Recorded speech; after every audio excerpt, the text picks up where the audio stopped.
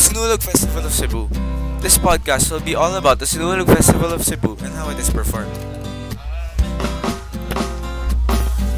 The Sinulog Festival was performed even before Magellan came to the Philippines, but they worshipped pagan gods instead of the Santo Niño. But when Magellan arrived, he gave one to Haramihan, later called Queen Juana. Afterwards, along with the queen, the natives were also baptized, and when she received the image of the Santo Niño, she danced bearing the image of the child Jesus. This was considered the first formal sinulog. When Miguel Lopez de Legazpi arrived in the Philippines, one of his soldiers found a box containing the statue of the Santo Niño with the other native idols. This shows that 44 years after Magellan, the Cebuanos still practice the Sinulog Festival. And now, a short video with Sir Eric.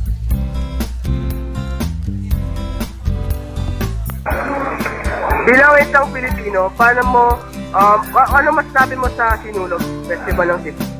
Sobrang ang Sinulog Festival.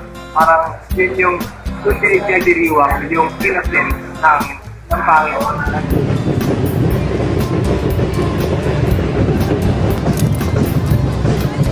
Parang lahat ng nagsasaya. Sumasayaw sa kalsada, pabuto ng candy. Isang pagkakataon upang maranasan ng Pilipino na pwede rin palang mag-blend ng candy. Wala nakakasaya. Paano mo ito mapapalaganap sa iba? Ang Sinulog Festival, siyempre yung pwedeng inosente.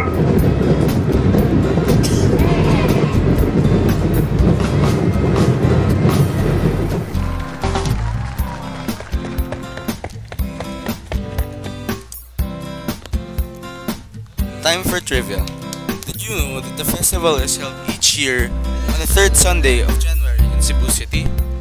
It features the country's most colorful displays with people dressed in colorful costumes to dance to rhythm of drums, trumpets, and gongs. These are usually vendors and pedestrians lining the streets, all wanting to witness the grand event. The festival lasts for 9 days. The Flavor Procession is held on the day before the Grand Parade. It starts from Mandaue City up to Cebu City. The boat carrying it is a pump boat decorated with candles and flowers carrying the Santo Niño. On the festival day, a pontifical mass is held at the basilica. Afterwards, they all head out to the streets to witness the Grand Parade. Costumes worn by dancers and participants of the parade, colorful displays, street dancing, and bright colored costumes.